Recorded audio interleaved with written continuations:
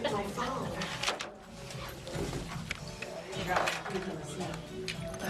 Okay, whenever you guys are ready, I'm ready. Take the coat. Kids doing it to me. 3, 2, 1. Hey everybody, Tara Thomas, Waterloo Schools. Always a pleasure to have the opportunity in a longer form, 30 minutes, wow, that's a lot of time, discuss some of the issues going on in the community, specifically related to Waterloo Schools. I feel it's really important that we have this time to pick the brains of individuals in the area, education experts, if you will, who can impart a lot of things that are important, not just for school personnel, students to know, but obviously you, the listener, the parent, the grandparent out there who can get that insight and guidance from the people who know that can help improve the experience for your child or your grandchild's education.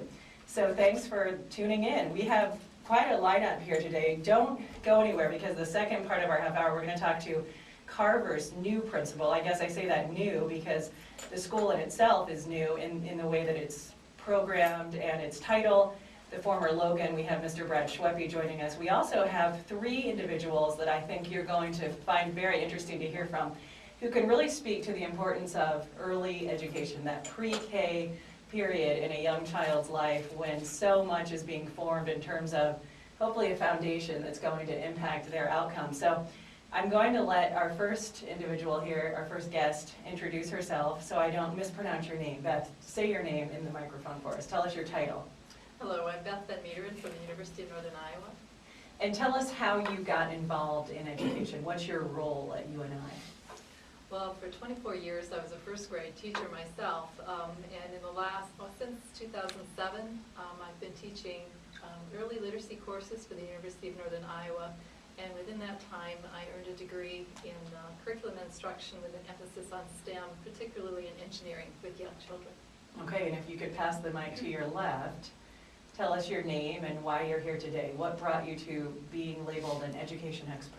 Hi, my name is Betty Zan. I'm an associate professor of curriculum instruction at UNI, and I'm also the director of the Regents Center for Early Developmental Education. And I have been studying young children and how they learn for about 30 years, I guess. And over the last 10 years or so, I've become extremely interested in STEM education, particularly for children ages of like 3 to 8 years old. Wonderful. And for those of you who know that buzzword, we toss it around a lot in education circles. STEM stands for, it's an acronym for Science, Technology, Engineering, and Math. Waterloo Schools has been on the forefront statewide of pushing for that inclusion in our educational practices by way, in part, of backing it up with dollars. Thanks to private funded donations through the Waterloo Schools, we are the only state or the only district in the state of Iowa to have a pre-K through 12th grade STEM coordinator, which is something we're proud of, and it's appropriate to then kind of fill in the blanks and say, okay, well, how is STEM actually being applied in the classrooms? And we'd like to also bring to the mic Sherry Peterson. You can grab that mic so you all are able to speak. So tell us, Sherry, about you're actually with Waterloo Schools under our umbrella. Tell us your title.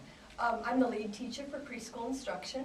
I've been teaching for over 30 years, and this is my first year in this job, but I've been with the district since 2006.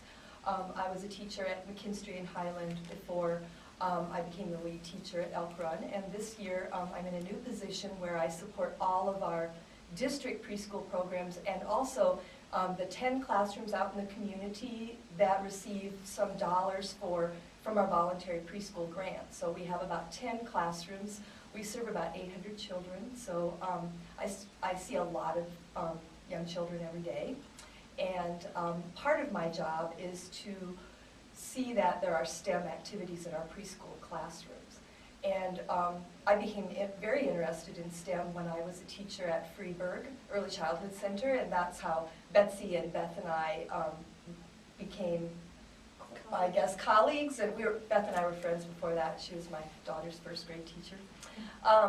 But this year we trained some teachers, the Regents Center did over the summer, to do additional STEM activities in their classroom. And Angela Francis, our STEM coordinator, has really highlighted preschool this year we're so thrilled about that. In fact, on Friday, we had a full day of STEM professional development, and the teachers received materials purchased through the STEM budget, and they were, you should have seen the looks on their faces when Good. she announced that they were getting all these great materials for their classrooms. That's wonderful, and I should back up and explain by way of our running into one another how I brought these three ladies to the mics today. Sherry mentioned Freeburg. Years ago, when in my former position as a news anchor, I was invited by my friend Sheila Jackson to read books to kids at Freeburg, and I was so intrigued by that whole lab approach where you could literally go into another room, an adjoining room, and through really a blacked out window or a two-way mirror, you could actually observe kids. So what a great learning opportunity that was. And then after meeting with Sherry, Beth, and Betty and talking more specifically about what sort of was born out of Freeburg, it's really interesting to see how all these educational, creative minds came together by way of Freeburg, and from that it was really, I guess, born out of your time together that you compared notes and said, how can we take this to the next level? Is that right? Talk about that, how that all has now impacted through the generations of these now 800 kids that will walk through our doors. Well, I'll go ahead and start with that. One of the beauties of the experience we had at Freeburg was, in addition to the one-way mirrors that you talked about, Tara, we also had video cameras that we could video record when children were doing STEM activities, and we were able to collect quite a bit of video that we then poured over just religiously, looking for how is it that children are constructing knowledge, like how do they figure out the laws of physics, and how do they engage in engineering, and what kinds of teacher interventions seem to support that learning. And so we, as a result of that, we have developed workshops that we've been giving all around the state, but particularly here in Waterloo. We've been doing these workshops with the Waterloo teachers for the last 8 years, and I understand that now you'd be hard-pressed to find a preschool classroom that was not doing really intensive STEM education. And that's exciting. So you guys were on the forefront when you were at Freeburg, in a sense, in terms of what now is being adopted nationwide. I think you could say that. Now, Beth, talk about, as a parent or a grandparent listening, why are those early years so critical? I mean, you hear a lot of buzz about early childhood education and funding either for or cutting those programs. And in your experience and in those hours observing children at Freeburg, what do you see as the importance that one needs to place on that in terms of a child's education overall? I think this is when the habits of mind are being formed, where children learn to develop that sense of agency, that they do have some control over their learning, and given the right environment, the right encouragement, the right opportunities, they can increase their intelligence in all sorts of areas. And science seems to be that doorway where a lot of children tend to engage in those things that increase their intelligence. I think when we were working at Freeburg, we weren't really calling it science at the time. We were calling that how are they acting on the physical environment, and then realizing that really was a connection to science. And we sure didn't use the term STEM when we first started working with these activities. We called them physical knowledge activities. And we were connecting it to science later, but the term STEM is newer than Freeburg. Right, right. And then so when engineering and K-12 education came out by the National Research Council, I was reading it, and then all the dots were connected. I realized that the children were engaging with physical science as they were building their own technology of block structures and marble runs. That was their technology. And they were engineering and designing this as they were building it, and engaging in spatial thinking, which is mathematics. It was this beautiful integration. Beth, you mentioned technology, and I think a lot of times when people hear the term STEM and find out that T is for technology, they are thinking more about computers. So could you talk a little bit more about what you just mentioned? Technology is anything that is man-made, designed for man, or human, made for human. And so if you just insert the word child, anything that the child creates for their own desires, that's a child's technology. And I think too often we think technology is something that's plugged in, where technology is a pencil, we've created pencils to write on paper. Even the little stem on the end of your shoelace that keeps it from fraying, that's technology. And so if we can start looking at the simple tools of technology from a young child's standpoint, that can be the doorway into the more complex technology. We want to start growing kids from the beginning so they can develop the next thing better than the iPad. And so by pushing them into using electronic technology, I don't think is necessarily always such a good thing.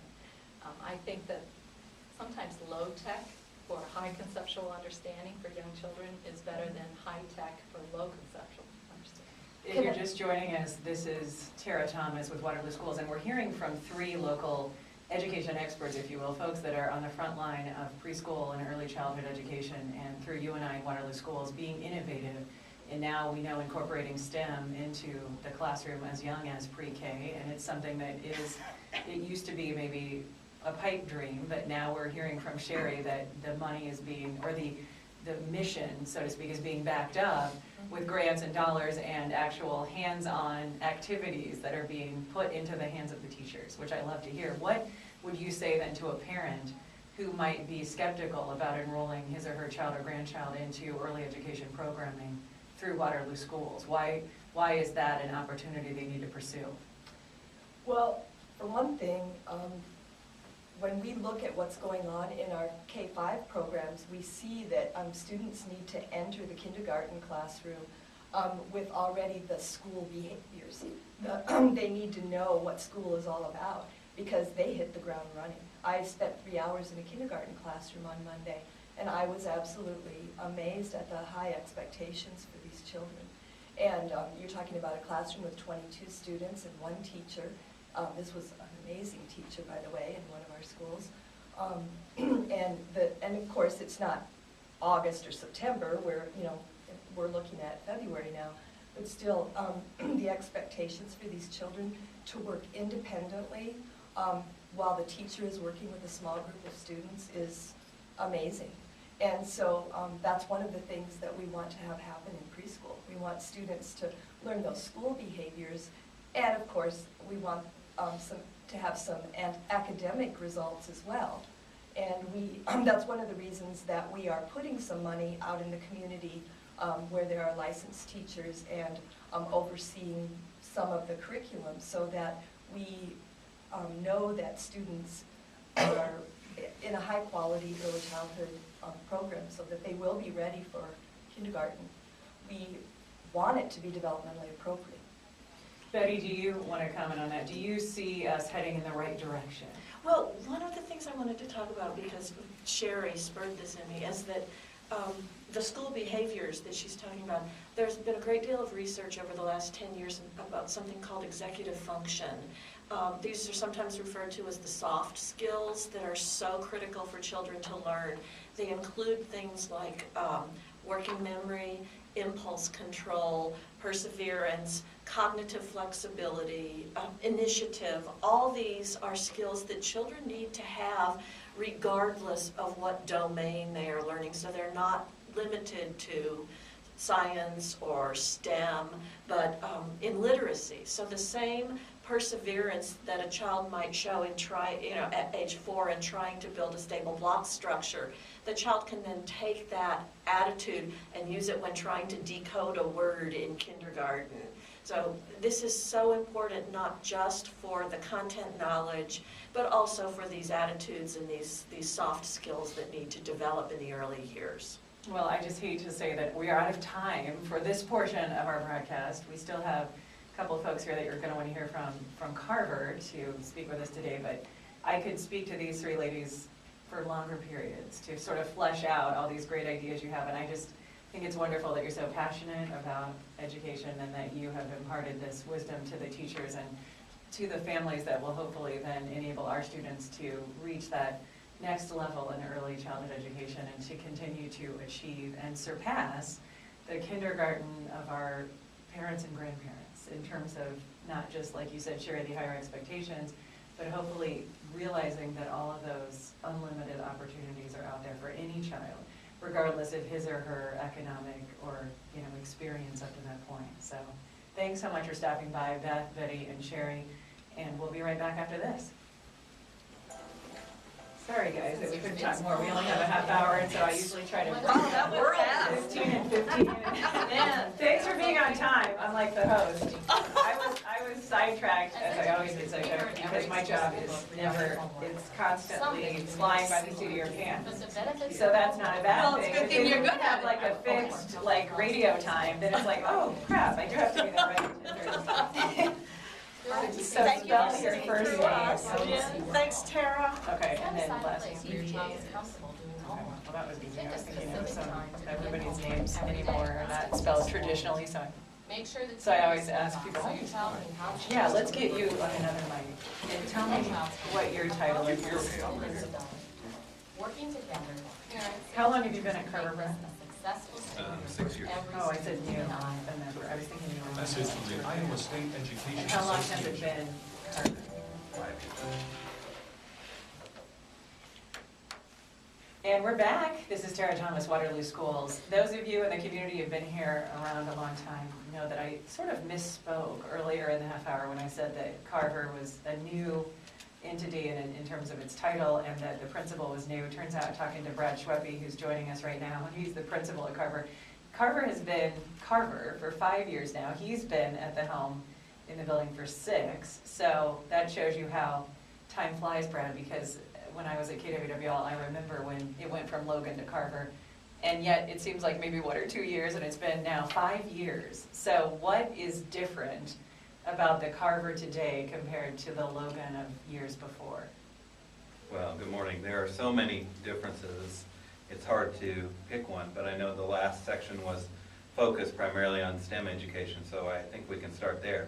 A big difference is that we offer classes at Carver that were not previously offered to the students.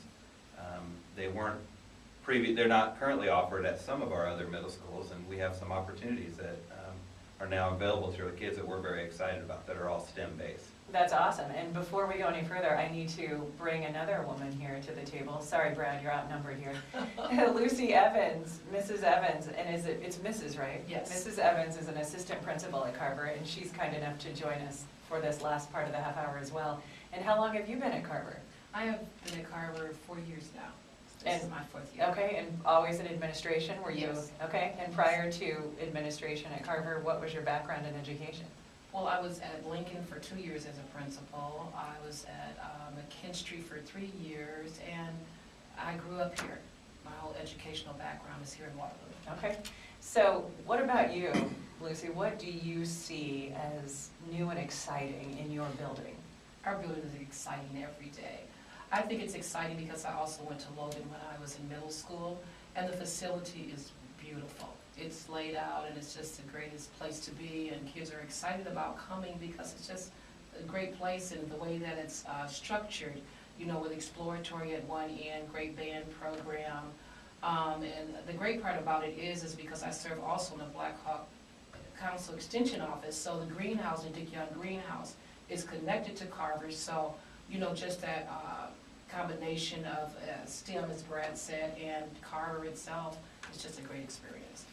And Brad, tell us how many students you have right now in your building, if you can give a rough number. A rough number. I know Middle it school level, changes it sometimes, changes right? also, yes. Approximately 450 kids on Okay. any given day. Okay, and so it'd be a middle school among the Waterloo schools, and I want you to talk about, and Lucy, you can speak to this as well. I had the pleasure more than once this year of visiting Carver, and I think it's interesting when you talk to people in the community who've never been in our buildings, stereotypes or perceptions sometimes reign, and so I would encourage anybody, take the time and visit Carver, because you will walk in the building to get that instant vibe of the strong and controlled educational environment that's underway, that's in play there. And it's so exciting to see that, because oftentimes as middle schools go, you will hear that those grade levels can be more problematic. It's a different time and transition in a kid's life, and so, you know, we're not here to say by any means that our middle schools don't face similar issues that all middle schools would face nationwide, but I can tell you that that environment in Carver is one to really experience firsthand. Well, I appreciate that, and I would agree with you. Kids at this age definitely are going through some serious transitions in their life, and this is true of any student going through 12, 13, 14 years.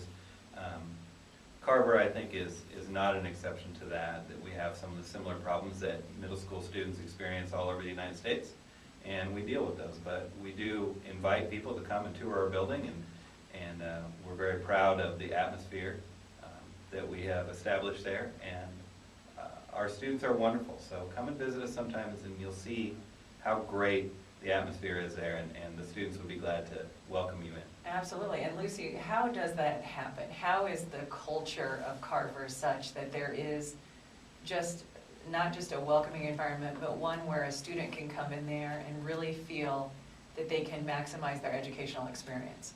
And, and first of all, I'd like to say, we'd like to lose that stigma also. And we have great people working there. We have Ms. Mosley that's at the front door greeting kids, smiling, glad to see you this morning. And, and our children look forward to coming to school. If you look at our attendance rate, it's up. And the children know that there are people that care about them. If they have needs, we're there to meet their needs.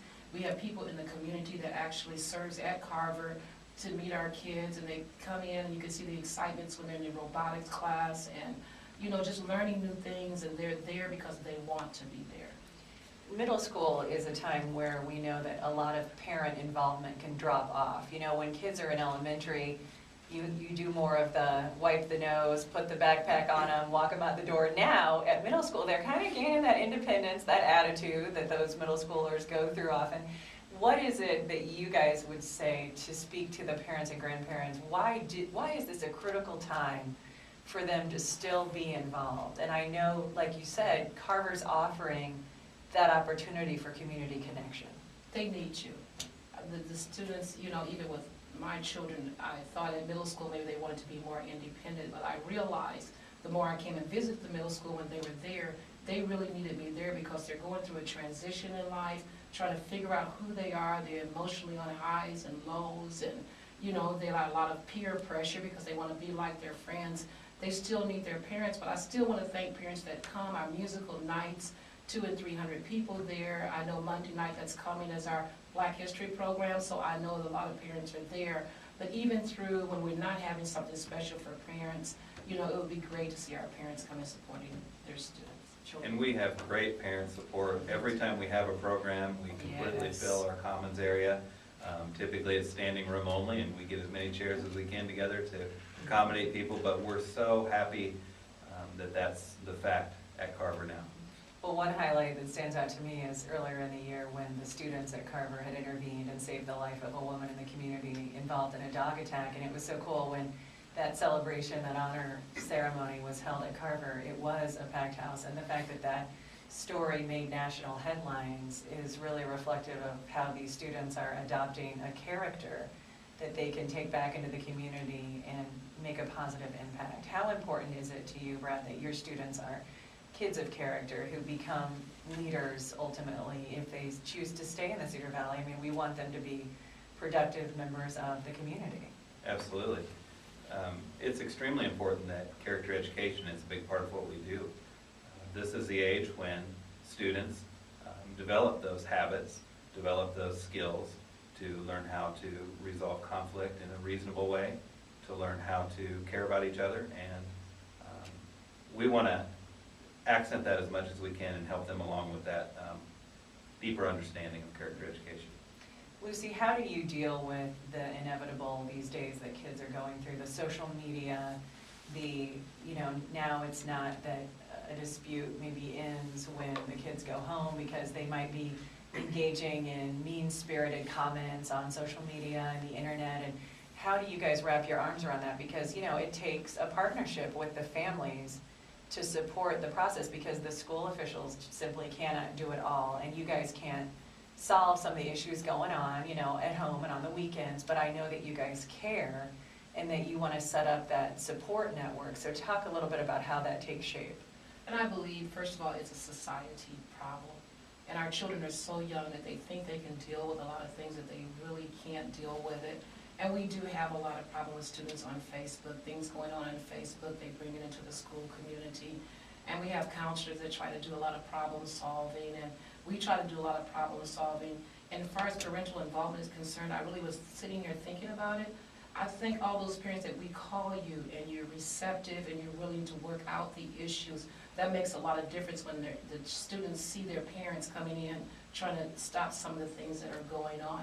And it does, social media does cause a problem in the schools because that's the going thing right now. We can't control that, but we do try to make the culture so that we can try to solve some of those issues that are happening in our neighborhoods. Has it been tough, especially with this rough winter, when you consider all the delays, the cancellations, the disruptions? Has it been tough at times, Brad, for you guys to keep, the learning process as your first and foremost focus? I mean, how do you guys as administrators work around the challenges of horrible weather? Absolutely. That is a challenge, and living in Iowa, we prepare ourselves for that. But it does make it difficult. We try to keep our focus on what's good for kids at all times. We do a tremendous amount of collaborative planning and discussions and professional development in order to prepare ourselves to always have a strong lesson prepared and increase the quality of our instruction. So this is an ongoing process. It's not a one-size-fits-all, but we deal with it on a daily basis and try to make sure that we're giving our students, our clientele, a quality product at all times. Lucy, you said you are from here. You actually went to Logan, the former Logan Middle School, now Carver, where she's assistant principal, so really coming full circle in her life to be now as an administrator in that building. You talked about the stigma that Logan used to have. What do you hear now, 5 years into Carver, and just the changes and all the positive things we've hit on today? Are people getting the message? Do families and those that maybe have never come in the building, are they understanding it's a different building, it's a different landscape than it was even maybe 5 years ago?